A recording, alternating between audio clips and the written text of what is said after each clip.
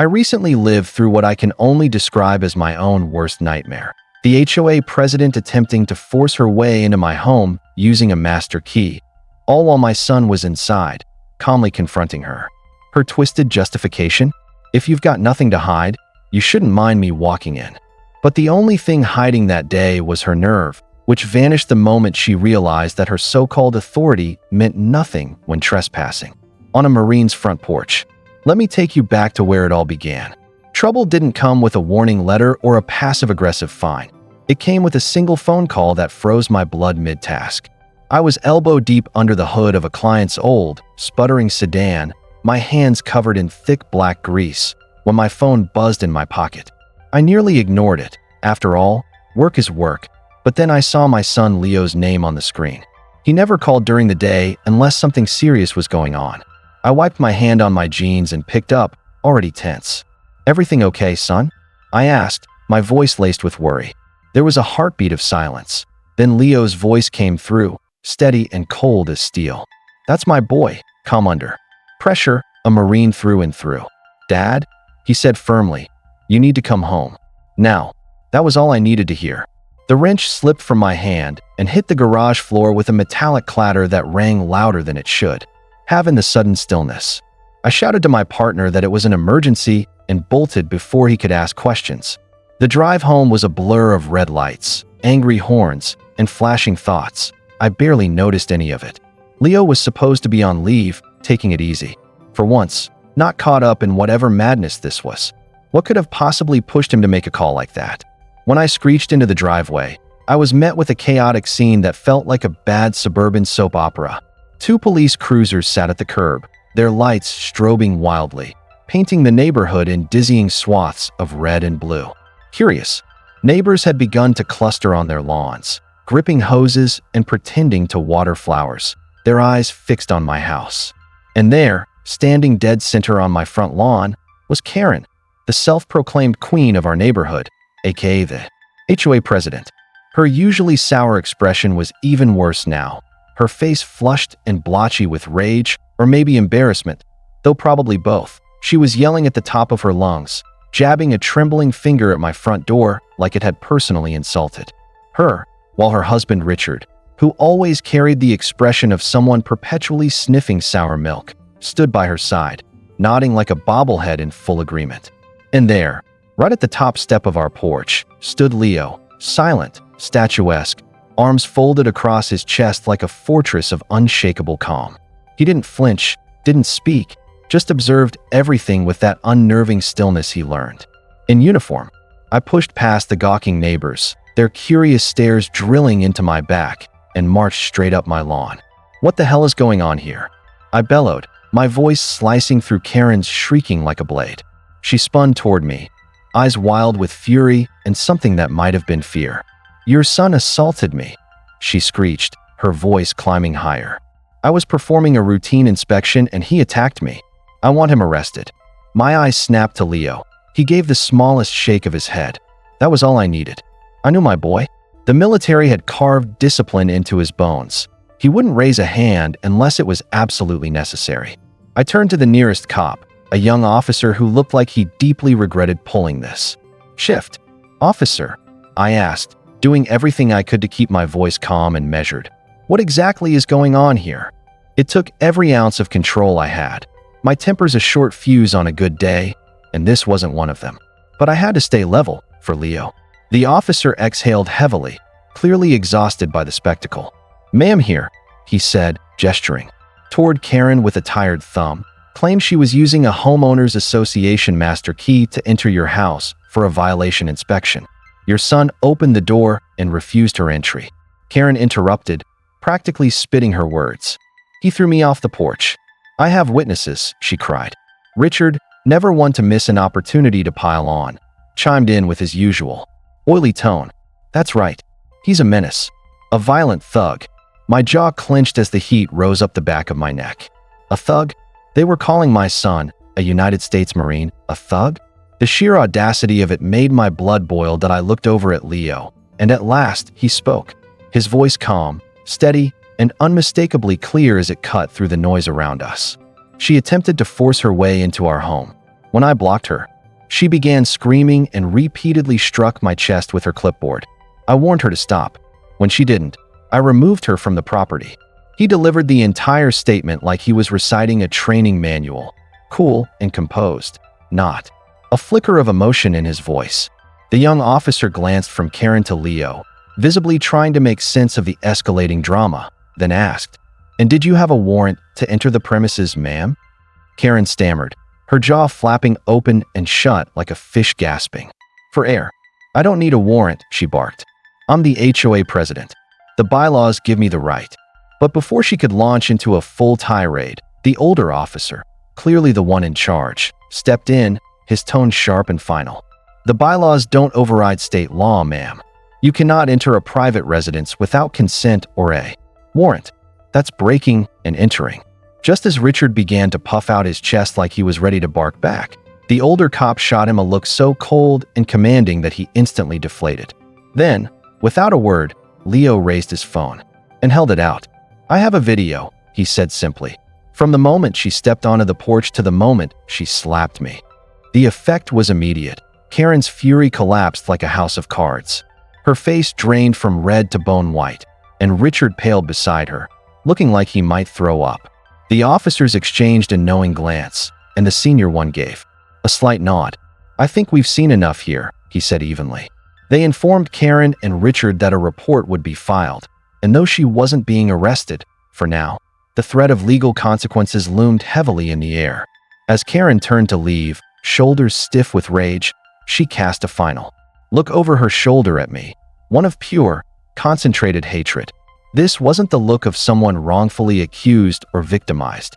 It was the glare of a self-crowned queen whose throne had just been kicked out from under her. It was a silent vow, one promising revenge, a declaration that this war was far from over. And as I watched her march away, teeth clenched and pride shattered, I felt a chill sink deep into my gut, a cold certainty that Karen wasn't finished with us. Not even close. She had tried and failed to come through my front door, blocked, cold by my son, and now it was clear she would come at us from every other direction she could think of, through paperwork, back channels, technicalities, and threats. The war had just begun, and it wasn't going to be fought with fists, but with bureaucracy and manipulation. To understand why the chaos on my front lawn felt like more than just an ugly scene, to understand why it felt like a violation, you have to know why I moved here in the first place. This neighborhood, with its perfectly trimmed hedges, matching mailboxes, and cookie-cutter homes, was never my dream. I'm a grease-under-the-fingernails kind of man, someone who finds beauty in the raw and the real. I run my own auto repair shop, and I like things with history, with grit, with soul. These houses all looked like they were stamped out of the same mold. But after my wife Sarah passed away, the house we'd built a life in became unbearably large and echoingly silent. Every creak reminded me of her laughter. Every room a memory too heavy to bear alone. My younger brother Dave, a sharply dressed lawyer who lives life in leather shoes and tailored suits, was the one who found this place. He's always been my rock, the voice of reason when my world spins sideways. "You need a fresh start," he told me. "Somewhere quiet, somewhere safe to raise Leo."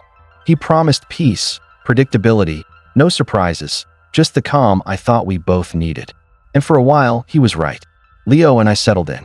I transformed the garage into my personal sanctuary, complete with every tool I could dream of, a place designed for my pride and joy, Bessie, my 1978 Ford F-150. She's not just a truck to me. She's a time capsule, a tribute, a work of love. I bought her as a rusted-out shell, and over 5 years I rebuilt her from the ground up, every nut, every bolt, every layer of that cherry red paint applied by my own 2 hands. Leo was just a kid then, handing me wrenches, learning the difference between a gasket and a piston ring. That truck holds more than parts. It holds memories, father-son moments frozen in grease and steel. In this neat little neighborhood, she's the one thing that feels undeniably, authentically mine. When we first arrived, it felt like a real community. People waved, kids rode bikes in packs, and the HOA was just a name on paper, a group that kept the community pool tidy and made sure the park lawn wasn't overgrown. The president at the time was a sweet retired schoolteacher who mostly organized potlucks and bake sales. Then she moved to be closer to her grandchildren, and an election was held. Nobody wanted the responsibility. Nobody, that is, except Karen. She campaigned for HOA president like she was running for the U.S. Senate, marching door to door with glossy pamphlets, spouting promises to restore the prestige of our community, as if we'd been living in squalor. Right behind her, always, a step behind but clearly orchestrating the whole thing, was Richard, clipboard in hand, whispering in her ear with the self-satisfied air of a man who thought himself the architect of a suburban empire. He wore that look of smug superiority like it was custom-fitted, the expression of someone who believed he was a kingmaker and the rest of us were lucky to be in his kingdom. Since no one else cared to run, they won by default, and almost immediately, everything shifted. The friendly post, it notes about leaving trash cans out too long, were replaced by stern, coldly worded letters threatening fines. The rules, once a matter of common sense and neighborly courtesy, began multiplying like weeds. What used to be a slim pamphlet of HOA guidelines ballooned into a 3-ring binder thick enough to stop a bullet, packed with absurd restrictions. Suddenly, your choice of mulch had to be approved. Your garden gnome? Under scrutiny. It was insanity. I kept my head down. My lawn was neat. My house was painted in regulation beige. All I wanted was to work on my cars, share time with Leo before he shipped off, and be left in peace. But I wasn't blind. I watched what was happening around me. Elderly couples on fixed incomes fined $100 for a slightly tilted mailbox. Young families driven to the edge over the wrong shade of white on their window trim. Karen didn't lead the HOA. She ruled it. Meetings that were once friendly community chats turned into hostile courtroom dramas, with Karen presiding like a judge whose verdict was already written. And there was Richard, always beside her, chest puffed and lips curled in satisfaction, like he fed on her control. She even bought a gavel, an actual gavel, which she slammed down theatrically whenever she handed out a ruling, like when she fined a neighbor for planting unapproved petunias. On Saturday mornings, they would patrol the neighborhood like it was occupied territory, Karen with her clipboard, Richard with a tape measure, scrutinizing every detail like inspectors at a military barracks. They weren't building a better community. They were building a petty dictatorship, and they ruled it like tyrants. My first real clash with them came before the Leo incident, and it was over Bessie. I had just given her a fresh wax and parked her in the driveway, proud of how she gleamed in the afternoon sun. I was on the porch enjoying a cold drink when I saw them stop in front of my house. The look on their faces wasn't admiration. It was pure, unfiltered disgust. Karen stared like Bessie was a crime scene. Karen looked at my beautiful truck, my pride and joy, like it was a rusted heap dragged straight out of a junkyard, her nose wrinkling with contempt. But Richard? His gaze told a different story entirely. There was something unsettling in it. Hungry, covetous, a twisted blend of admiration and bitter envy. I've seen men admire classic cars before, but this was different. His look wasn't appreciation, it was ownership, like Bessie should have belonged to him, like he deserved her. A week later, the first notice arrived in my mailbox. Vehicle in violation of aesthetic standards. I actually laughed. It was so ridiculous it felt like a bad joke. But then came another letter. And another. That's when I knew this wasn't just about rules. They didn't dislike my truck. They wanted her gone. Bessie wasn't just a vehicle to them. She was a symbol. She represented freedom, individuality, something they couldn't dictate or bend to their sterile ideal of uniformity. After what had happened with Leo, I knew exactly how their minds worked. They tried to break into my home and failed. They tried to smear my son's name and failed. So now, they would turn their aim at Bessie, the one thing they still had a chance to take. And that was the mistake they should never have made. 2 days after the incident on my lawn, I got a call from the police department. It was a courtesy heads up. Karen had filed assault charges against Leo. The officer sounded almost amused, tired even, as he explained that after reviewing the video evidence and collecting witness statements, the district attorney's office had declined to prosecute. Not only that, they'd issued Karen a stern warning for filing a false police report and abusing emergency services. It wasn't a full-scale victory, but it was enough to make me grin, a rare, hard-earned taste of justice. I hung up and told Leo. He didn't say much. just nodded with that same impenetrable calm. "Good," he said. But I saw it in his eyes, that quiet satisfaction. He'd stared down the bully, and the bully had flinched. For the next couple of days, our street fell into an eerie silence. No more letters, no more drama, just a heavy quiet like the air before a storm. Every time I stepped outside to grab the mail, I could feel her watching me from behind her curtains, her expression like carved stone, frozen in cold rage. I'd look up, smile, and give a casual wave every time, just enough to let her know I wasn't going anywhere. A one-man courtroom, armed with facts, photos, and calm resolve. I even dressed the part, clean jeans, tucked-in shirt, fresh shave. Because if I was going to walk into the lion's den, I wanted to look the part of a man who meant business.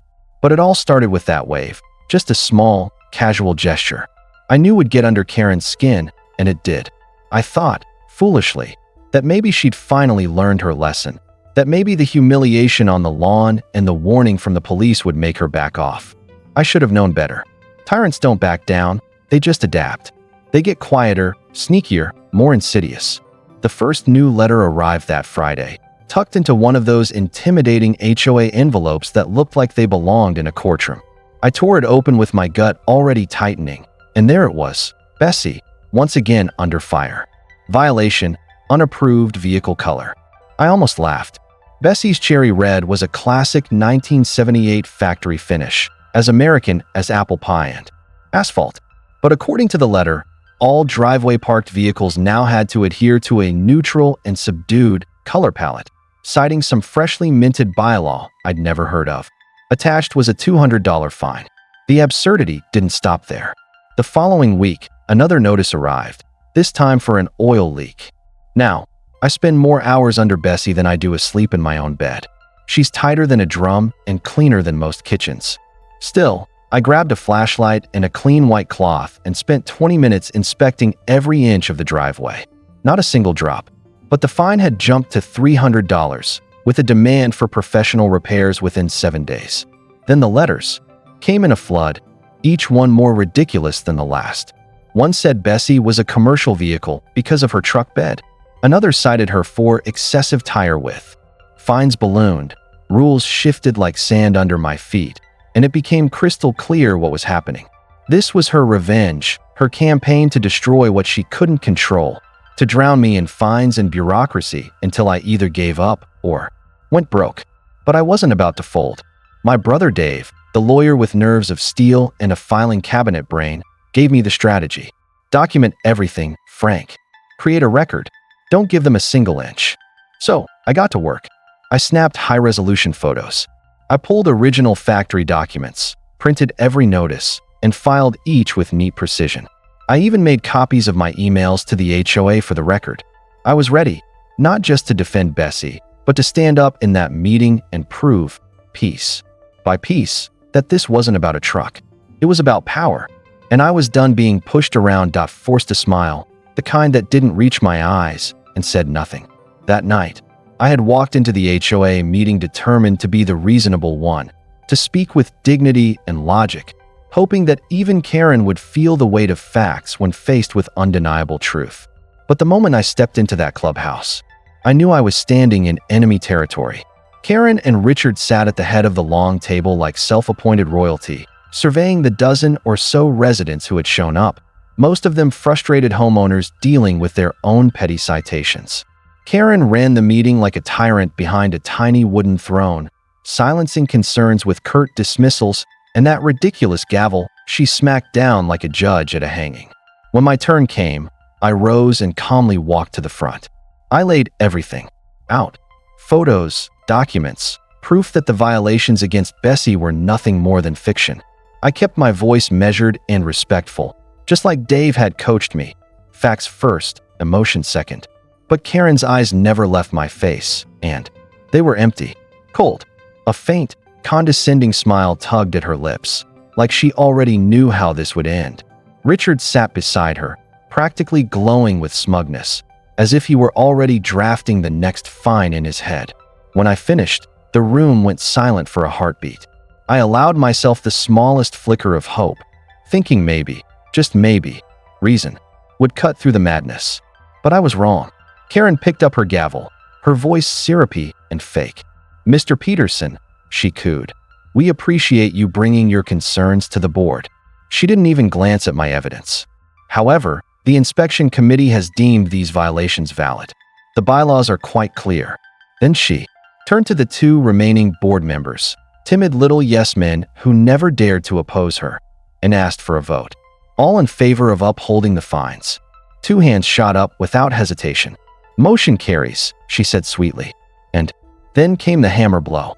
Furthermore, due to the volume of outstanding violations and your failure to correct them, the board has voted to impose the maximum cumulative penalty. Your total fine is now $7,500. It is due within 30 days. The number hit the room like a thunderclap. $7,500 for parking my own truck in my own driveway. This wasn't about bylaws. It wasn't about truck color or mulch or oil. This was a punishment, plain and simple. A personal vendetta dressed in legalese. It was a declaration of war. I stood there frozen, fists clenched tight at my sides. The hot-blooded part of me ready to flip the entire table. But then the colder part of me, the clever, calculating part, took over. I smiled. Not a real smile, but the kind that says, "Game on." I just nodded slowly, keeping my voice dangerously quiet as I said, "I see." Then I picked up my folder, full of facts they had ignored, and walked out of the room without another word. Just as the door clicked shut behind me, I heard it. Richard's smug little laugh, the sound of a man who thought he'd won. They believed they had broken me, crushed me beneath the weight of their petty power. But they had no idea what they'd just ignited.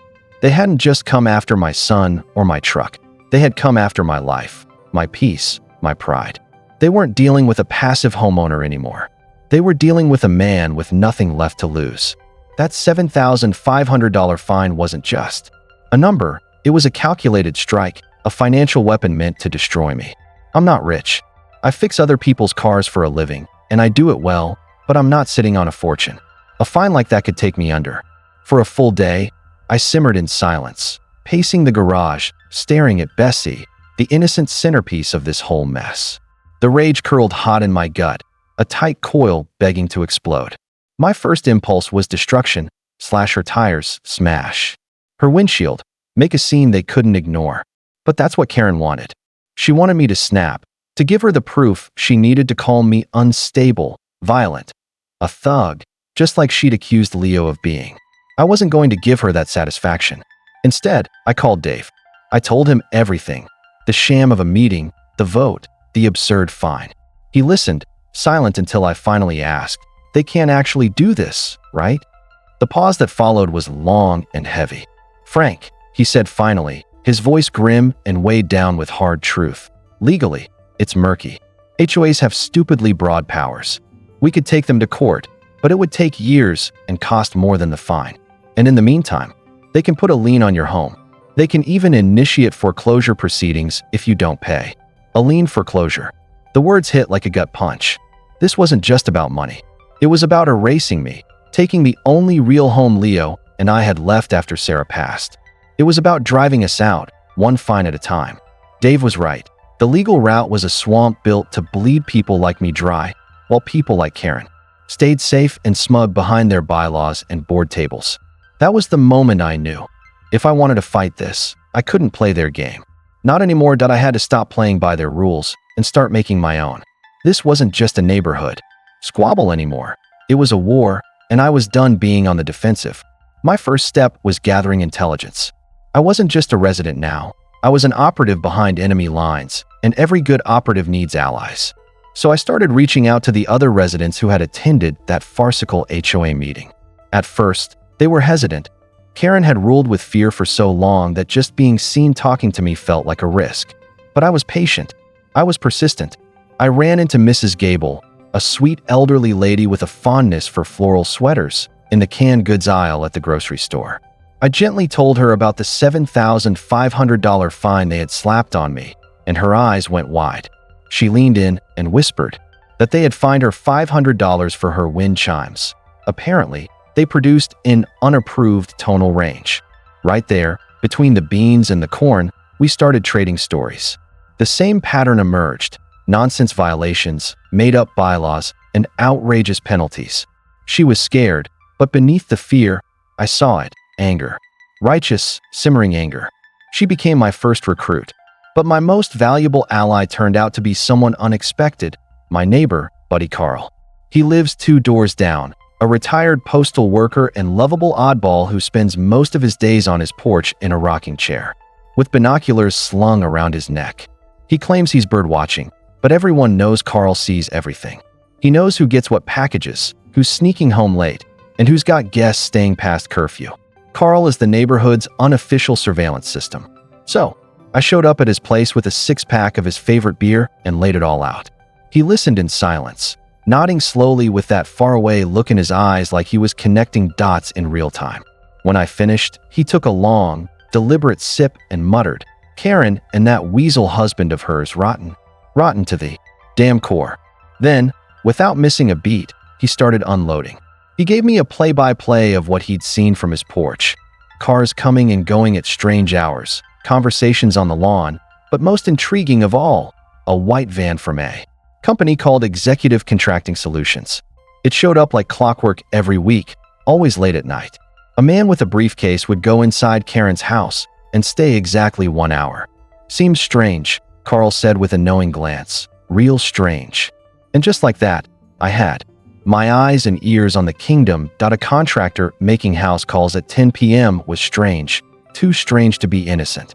It wasn't much, but it was a lead, and at that point, even the smallest thread was worth pulling. While I was gathering what dirt I could, Karen and Richard were escalating their assault. The official lien notice arrived in the mail, wrapped in the kind of sterile legal language that makes your stomach turn. They were really doing it. They were coming for my house, the place I'd built from grief and resilience, the place where I'd rebuilt my life with Leo after Sarah died. Every time I stepped outside, I felt it. Eyes watching, judging, waiting. Then one morning, I found it. A thick, black puddle right under Bessie's engine, but it wasn't oil. It had the wrong consistency, more like molasses than motor fluid. Someone had poured it there, quietly, in the dead of night. A setup. They were trying to frame me with a fake leak to justify their lies. My heart pounded as I cleaned it up before it could be photographed or reported. That night, I called Dave. Again, my voice tight and brittle. "They're framing me, Dave. They're trying to take everything." For a long moment, he said nothing. My brother, usually composed, rational, grounded, finally exhaled. "The system's slow, Frank." He said quietly. "People like Karen know how to bend it. Exploit it. You have to be careful. They're baiting you." And he was right. Every move they made was designed to provoke a reaction, to push me into making a mistake they could legally weaponize. I felt like a wolf in a trap, pain radiating through every thought, every breath. My home, my garage, the memory of Sarah, the legacy I was building for Leo, it was all dangling on the edge of a knife. I hung up the phone and looked out the window. Bessie sat in the driveway, her cherry red paint glowing in the soft porch light. They thought she was my weakness. They thought they could use her to destroy me. But as I stood there, something shifted. My hands stopped shaking. My thoughts stopped racing. What settled inside me wasn't anger. It was something colder, sharper, a calm as precise as a scalpel. I wasn't broken. I was focused. They had pushed me beyond the boundaries of fairness and logic, into a no-man's land where traditional rules no longer applied. And in that unfamiliar terrain, I had the upper hand. They believed Bessie was the end game, the weak link they could exploit to unravel me. But the truth was far more dangerous for them.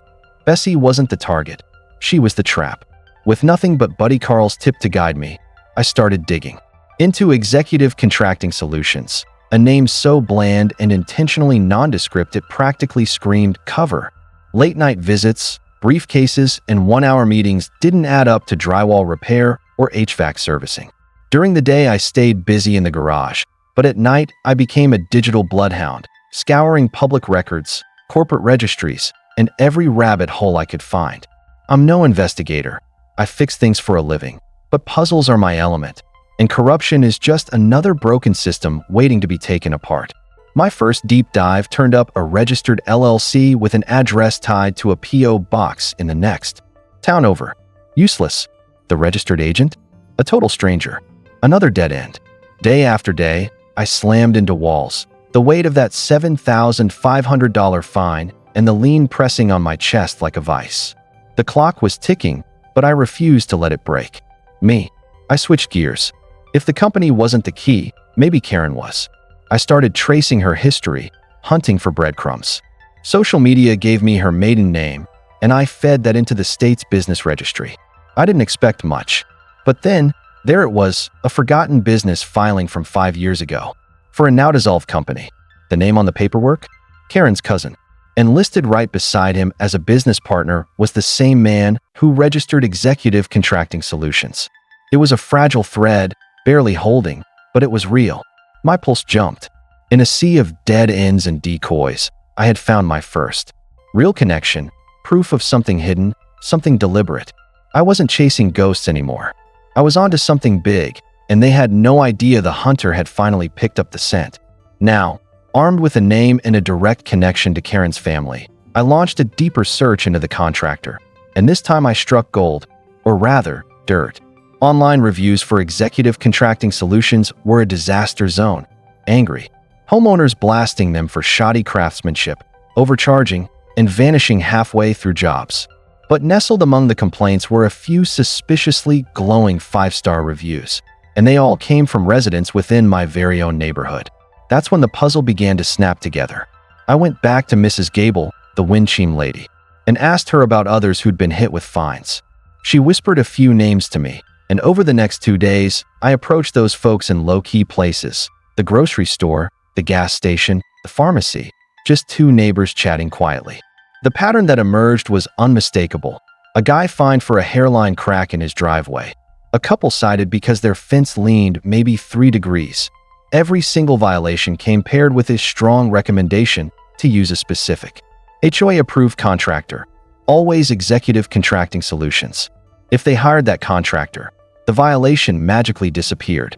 But if they tried to fix it themselves or use someone else, suddenly the repair wasn't up to code, and they were fined again.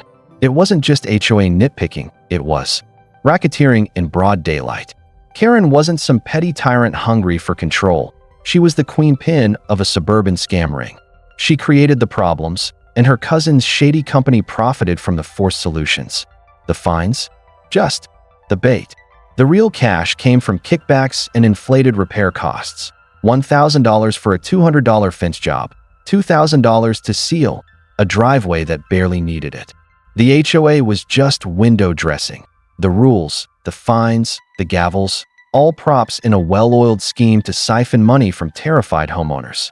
That night, I sat in my garage with Bessie behind me, her paint glowing like armor in the dark. In front of me, a thick stack of damning documents, business filings, screenshots, interviews, review printouts. I had enough to expose the whole rotten game. And for the first time in weeks, my anger didn't feel wild or desperate. It felt like focus, like purpose. I didn't want revenge anymore. I wanted justice to handle it. But his voice had that careful, cautious tone I knew too well. The kind that came with disclaimers and 100 what-ifs. What if the DA's office was backlogged? What if they didn't consider it a priority?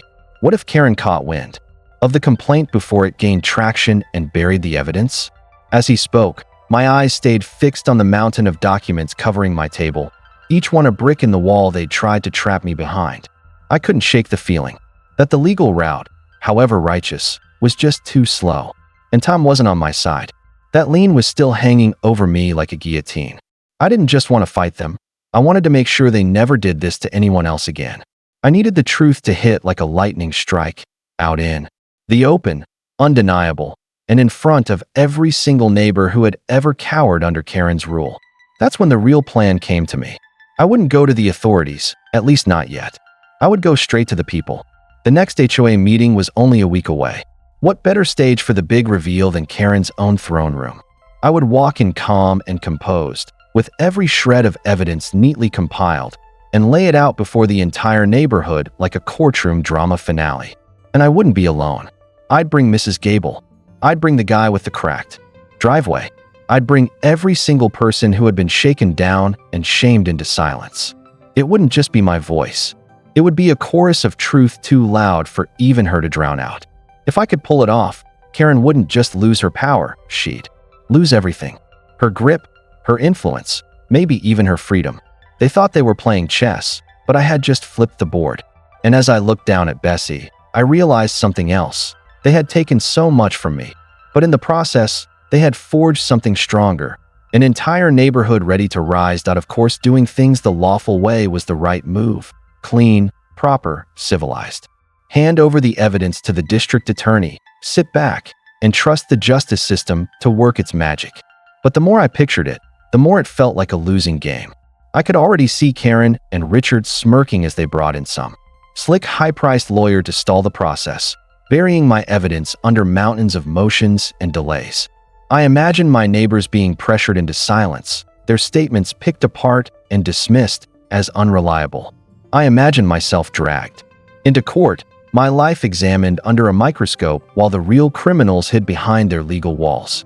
Justice might come eventually, but it would be slow, brutal, and by the time the dust settled, I wasn't sure I'd have a house left to fight for. That weekend, Leo came home on a 48-hour leave. He walked in, took one look at the mountain of papers on the table, the stress carved into my face, and knew something was wrong. I sat him down and told him everything about the fake fines, the lien on the house, the contractor scam, and the two paths that lay ahead. He listened silently, his face unreadable, eyes moving slowly across the documents I had gathered. When I was done, he didn't speak right away.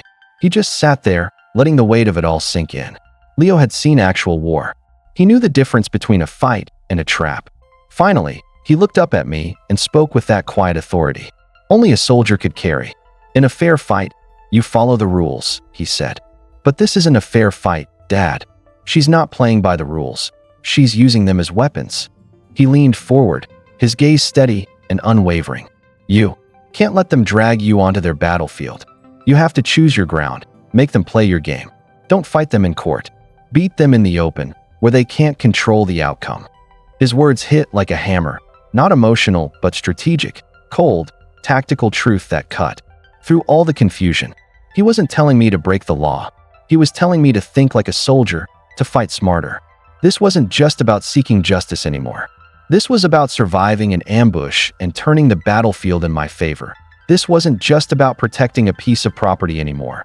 It was about defending the home where my son grew up, the one place still filled with memories of Sarah, the foundation of everything we had left. And that nagging question I'd been wrestling with, where does the law end and revenge begin, finally had an answer. The law, I realized, is a scalpel when wielded correctly, not a shield. My revenge wouldn't be emotional or violent. It would be precise, methodical, and devastating.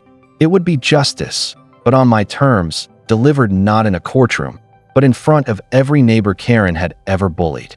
First, I'd strip away her armor, expose her, corner her, and only then would I let the law finish what I started.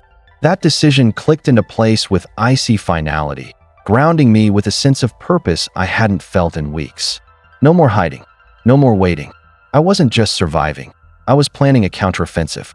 I looked at Leo, this man my boy had grown into, the one I'd once taught how to use a jack and a lug wrench, now showing me how to fight an enemy that wore a smile and carried a clipboard.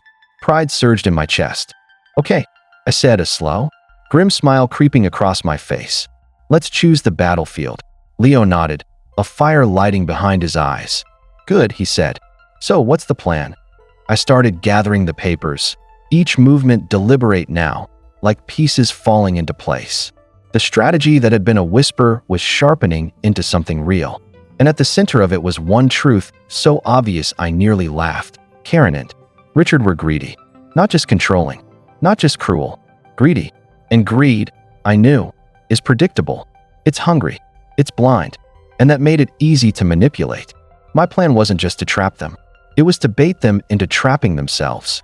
But this couldn't just be a setup. It had to be a spectacle, a performance so bold and public that once the curtain rose, there'd be no walking back. Leo and I would be the directors. Step 1. Introduce a new player into the HOA's little kingdom, a fabricated, nervous new neighbor. I picked up a burner phone at a gas station, then used a public library computer to set up a fake email address, completely untraceable. The character was simple, a wealthy out-of-state buyer who had just closed on a property in the neighborhood and was absolutely terrified of the HOA's strict reputation. Using the new email account, I composed a carefully worded message addressed directly to Karen, referring to her as the esteemed president of the HOA. I laid it on thick, said I'd heard glowing things about her firm but fair leadership style and wanted to ensure I began my residency on the right foot. I painted myself as a well-meaning, high-earning, frequently traveling professional who was deeply concerned about accidentally violating neighborhood rules due to something as innocent as an overgrown lawn or an out-of-place trash bin. Then, I dropped the bait. I proposed what I called a compliance deposit, a generous sum of cash paid up front, directly to her, which she could dip into if I ever unknowingly broke a rule. I framed it as a way to maintain peace of mind and demonstrate my total respect for the community's high standards. It was greasy, over the top, and blatantly illegal, a hand-delivered invitation to commit bribery. I was banking on Karen's pride, but more importantly, on her greed. For 2 days, silence. I started to wonder if I'd pushed too far, made it too obvious. But Leo remained calm. "Patience, Dad," he said. "A predator always studies the bait before it strikes." Sure enough, on day 3, a reply landed in the inbox. But it wasn't from Karen. It was from Richard. His message was short, cautious. "Your proposal is unorthodox," he wrote. "But I admire your proactive approach. Perhaps we could discuss this further." And with that, I knew they'd taken the bait. Greed had overpowered their instincts. Richard wanted a phone call. The next night, I used the burner to dial in, altering my voice to sound like a soft-spoken, overly polite newcomer. Richard played his role perfectly, oozing charm, talking about protecting property values and how rare it was to find residents so committed to community harmony. We danced around the subject until we landed on a number, $5,000 in cash. A deposit for peace of mind. He suggested a meeting in 2 days, a neutral public location, a coffee shop. He was cautious, but the fatal mistake had already been made. He agreed to the bribe. That single sentence gave me everything I needed. While the sting took shape, I launched Phase 2, rallying the neighborhood troops, with undeniable proof of the kickback scheme secured. I turned back to the others who had been caught in Karen and Richard's web. Mrs. Gable with her cursed wind chimes, the young couple penalized for a leaning fence, the man whose cracked driveway had cost him hundreds. One by one, I showed them the truth. Invoices that led straight back to executive contracting solutions, emails dripping with quiet threats, and the falsified violation notices that had squeezed their wallets. Their fear, once thick and paralyzing, evaporated in a flash of pure, righteous anger. Every single one of them was in. Buddy Carl, always sharp and always watching, became my right-hand man, my field marshal in this growing rebellion. Together we set up a private group chat, a kind of digital underground railroad for the wronged and fed up. Within days, we had a flood of materials, forged quotes, handwritten notes from Karen, official HOA letters that now looked like weapons. We built a dossier, a massive digital pile of fraud, extortion, and corporate rot. But the crown jewel of this plan was always going to be Bessie. That truck had been their obsession, their target, the symbol of everything they hated. And now she would be the key to their undoing. As my fictional nervous neighbor, I sent Richard one last message. I said my brother would be parking his classic project truck in my driveway while I traveled for work, and I wanted to make sure it wouldn't violate any HOA rules. Then I sent him the photo, Bessie, waxed and gleaming, practically daring him to react. I added, "If the $5,000 deposit isn't enough to cover this, please let me know." His response came fast and sharp. Gone was the fake politeness. "That vehicle is a significant issue," he wrote coldly. "The deposit will not be sufficient." He no longer wanted to meet at the coffee shop. The stakes had changed. He was pushing harder, trying to move the goalposts. The trap had shifted into high tension. He was pulling at the line, deciding whether to snap it or take the bait. My pulse was racing, knowing this was the moment that could unravel everything or lock it into place. For hours, there was silence. Then, just after midnight, Richard replied. The monster had taken the bait. It was a single, chilling sentence. The location has been changed. Be at the old construction entrance at the back of the neighborhood. 10 p.m. Come alone. My blood turned to ice. That old construction entrance was nothing more than a forgotten dirt path leading to an abandoned lot. No homes, no lights, just weeds and shadows where a failed housing project had died years ago. It was the perfect place to disappear, a stage set for an ambush. I showed the email to Leo, and the way his jaw clenched told me he read the danger instantly. "It's a setup, Dad," he said, his voice cold and tight. "He's not just after the money anymore." My gut agreed. Richard wasn't a fighter by nature, but desperation can turn cowards into wild animals. If he was heading to a place like that, he wouldn't be coming alone. Our plan had to change, fast.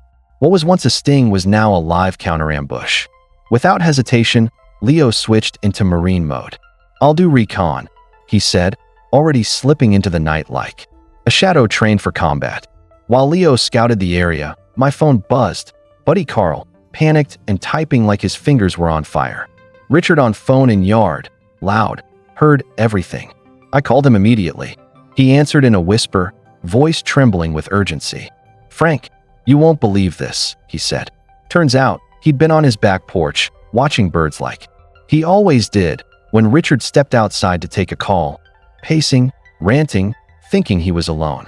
But he wasn't. Buddy Carl heard every word, clear as day.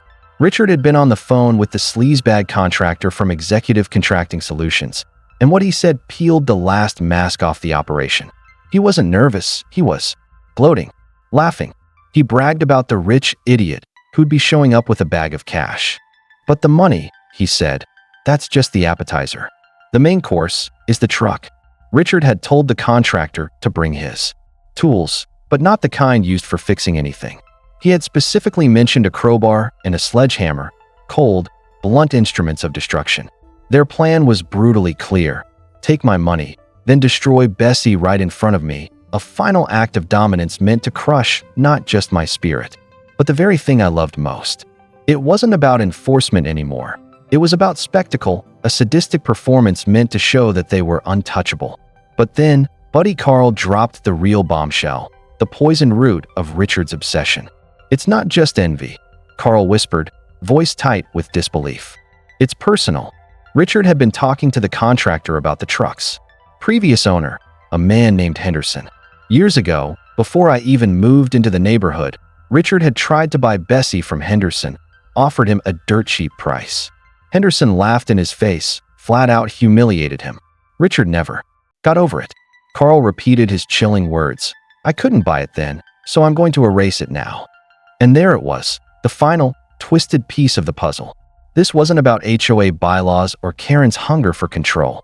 This was Richard's sick vendetta, festering for years, and now boiling over into open war. He had weaponized Karen, manipulated her obsessive need for order and power, and pointed her like a missile straight at me. All because a truck he wanted once belonged to someone else. This conspiracy, this campaign of harassment, was powered not by policy, but by one man's festering ego. It wasn't envy, it was obsession, and it had infected every part of the HOA's machinery. An hour later, Leo returned from his recon, his face lit only by the soft kitchen light, eyes sharp with tension. "It's a kill box," he said simply. He'd found 2 sets of fresh tire tracks near the old construction site, evidence of recent planning. But he'd also found a concealed vantage point, hidden behind overgrown brush, giving us the upper hand. As we stood there absorbing Carl's messages, the weight of Richard's deranged plot fully visible, it was clear this wasn't about property lines or community standards anymore. This was about evil, pure and petty, driving men to commit crimes not out of necessity, but out of spite. And they weren't just coming to break the law, they were coming to erase what they couldn't own. They were coming to break my spirit, to strip me of dignity, to leave me standing in the ruins of something I loved. But what they didn't know was that the trap they thought they were setting was already closed around them. They believed they were the hunters, baiting a fool into the dark, but they had no idea we knew everything. The plan, the timing, the motives, even the tools they'd bring. They believed they were entering a kill box of their own design, when, in fact, they were walking right into mine. The change in meeting location, their late-night ambush, it wasn't a setback. It was a gift, The perfect backdrop for the final act of a drama they didn't even realize they were starring in. That night, the moon was absent, the sky hung heavy with clouds, and the abandoned construction site reeked of damp earth and mildew. It was still and quiet, as though the ground itself was holding its breath. Leo and I had arrived an hour early, ditching our car on a side street and cutting through the woods like shadows on a mission. We weren't just springing a trap anymore, we were building a stage, and tonight's performance was going to be unforgettable. Earlier that afternoon, I had driven Bessie, the gleaming heart of their hatred, into the center of the dirt clearing. She sat under a flickering, half-dead utility light, her bold red paint glowing defiantly in the dark, like a queen awaiting her execution. But she wasn't alone. She was surrounded by a silent army of tech and tactics. Leo had helped me rig 4 high-powered floodlights to nearby trees, all aimed squarely at the clearing, each connected to a remote control hidden in my pocket. 3 high-definition cameras, expertly camouflaged in the underbrush, had been placed at strategic angles, all aimed at Bessie, all feeding live footage to a secure site my brother Dave had created. And on the other end of that site, our audience, our wrong neighbors, the people whose voices had been silenced for too long. Leo melted into his hiding spot among the thick brush, every inch the soldier ready for action. I pressed my back against a gnarled oak tree, heart pounding like a war drum. This was the moment. Everything we had risked, every sleepless night, every act of resistance had led to this. And right on cue, the twin beams of headlights sliced through the dark. The white van from Executive Contracting Solutions rolled into view, its tires crunching, slowly over gravel and dead leaves, stopping about 30 feet from Bessie. Then, silence.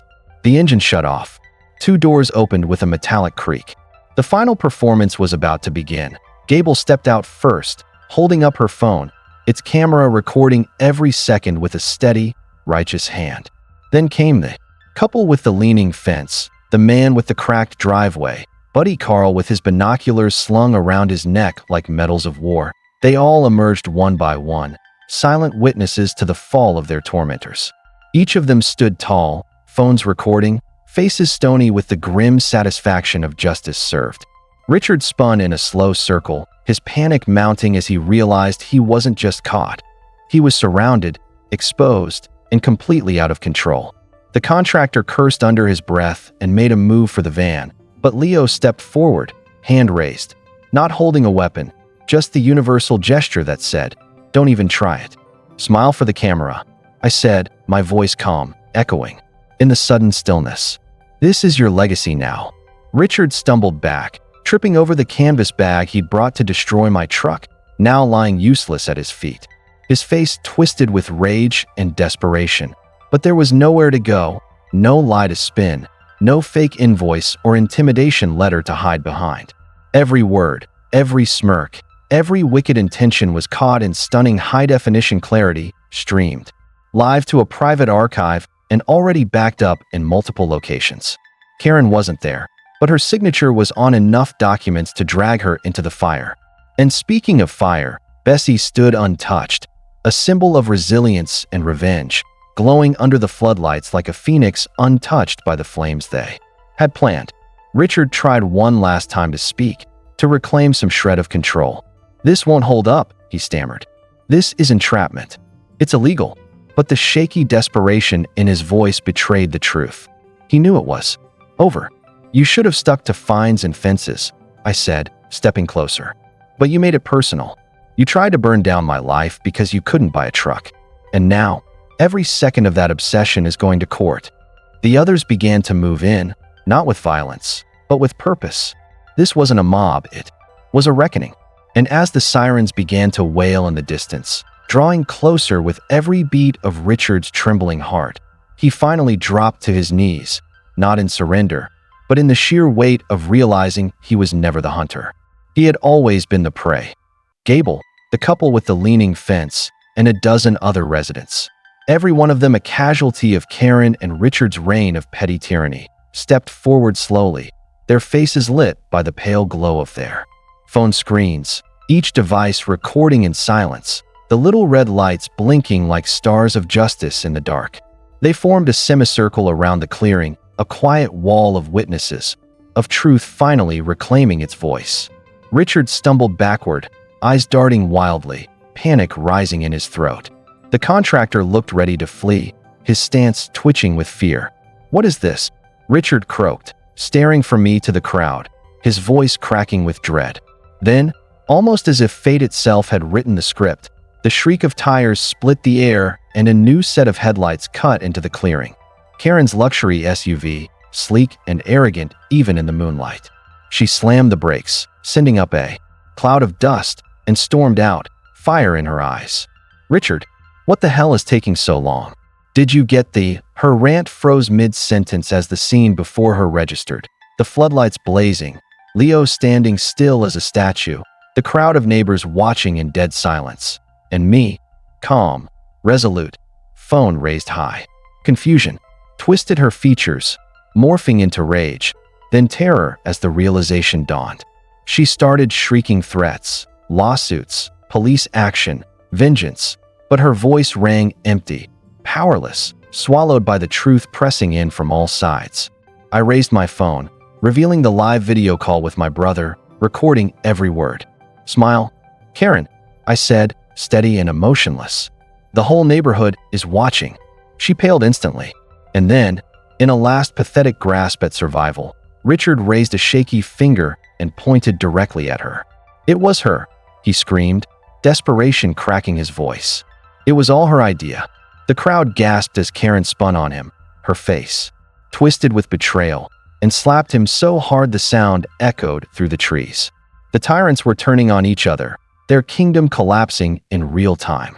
And just then, as if on cue, the sound we'd all been waiting for sliced through the chaos, the wailing rise of police sirens. Flashing red and blue lights swept into the clearing, bathing the scene in law and order. The contractor froze. Richard sagged. Karen deflated. And all around them, the crowd stood still, silent, recording, bearing witness to the long overdue fall of the monsters who once ruled their lives. They stood frozen beneath the harsh glare of my floodlights and the pulsing beams of police spotlights, their once feared presence now reduced to a pathetic tableau of guilt and unraveling power. Richard and Karen, flanked by the contractor, and surrounded by a semicircle of furious neighbors, looked like animals caught in a trap they set for someone else. The two officers who arrived were the same ones who'd stood on my doorstep weeks ago, their eyes sweeping over the scene tools of destruction at the contractor's feet, a truck that had narrowly escaped ruin, and a sea of phones capturing every detail. The older officer tilted his head, his weathered face cracking into a dry smirk. Well, he muttered. Busy night in the neighborhood. My brother Dave had timed everything perfectly, bypassing 911 to call the precinct directly and give the shift sergeant a clear picture, not just criminal activity, but a planned act of violence. It ensured the right kind of response. I stepped forward and offered the officer my phone, still recording the entire sting. "It's all here," I said evenly. "Attempted extortion, conspiracy, and property destruction, and that's just the beginning."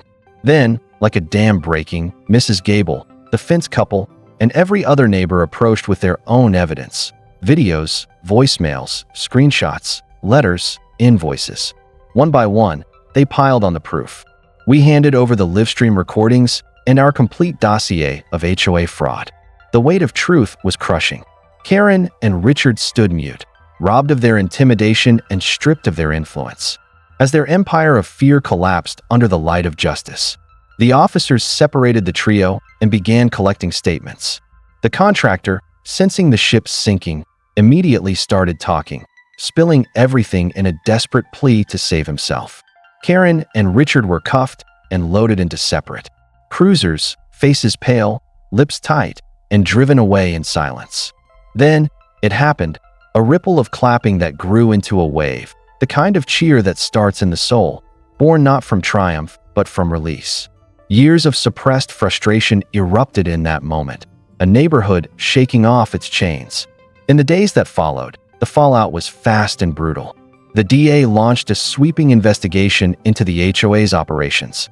Fraudulent fines, embezzlement, bribery, it all surfaced. Charges mounted like a mountain of rot unearthed after a storm. A court dissolved the HOA and placed the community into court-ordered receivership. My lien was voided. Every illegal fine ever issued was canceled, and slowly, the stolen money was returned to its rightful owners. Just a week later, we gathered in the community clubhouse for an emergency meeting. Not one of fear or threats, but of hope, clarity, and rebuilding. The IT felt different this time. No fear, no tension, just neighbors with open faces and hopeful eyes, gathering not out of obligation, but out of unity and relief. We needed a new president, someone with a steady hand and a clear heart, and to everyone's surprise, including his own, someone nominated Buddy Carl. He stammered, tried to wave it off, but the applause and chants swept him forward, and within minutes, he was elected unanimously. His first act as president? A motion to eliminate every single petty, tyrannical bylaw Karen had ever written, and when it passed, it wasn't with a vote, it was with a roar. A few days later, Leo was packing up his duffel, ready to head back to Camp Pendleton. At the door, he paused, looked me in the eye, and gave me a solid clap on the shoulder. "Good work, Dad," he said, 5 simple words that hit harder and deeper than any medal or parade. That afternoon, I found myself sitting on the porch, the sunlight golden and warm, my heart light in a way it hadn't been in a long time. Buddy Carl wandered over with 2 ice-cold beers, handed me one, and collapsed into the rocking chair beside mine with a contented sigh. "You know," he said, grinning sideways, "my first official act is mandating that every driveway must have at least one cherry red classic truck." I laughed, a deep, honest laugh that felt like it came from a place that had just been dusted off after years of silence. I looked at Bessie, gleaming in the driveway, untouched, unbroken, not just a truck anymore, but a monument. They'd tried to destroy her to crush my spirit, to prove their power. But in the end, she stood as the symbol of everything they couldn't conquer. Their empire of control had shattered against her steel. I'd been tempted, so tempted, to dive into revenge, to cross a line. But I didn't. I let their own malice expose them, let their own arrogance walk them right into the trap. Because justice doesn't always come with gavels or robes. Sometimes it rises from the ground up, from the voices of neighbors who've had enough, from the strength of a community rediscovering its soul, and sometimes, all it takes is a hot-headed mechanic who refuses to back down, who loves his son and loves his truck even more.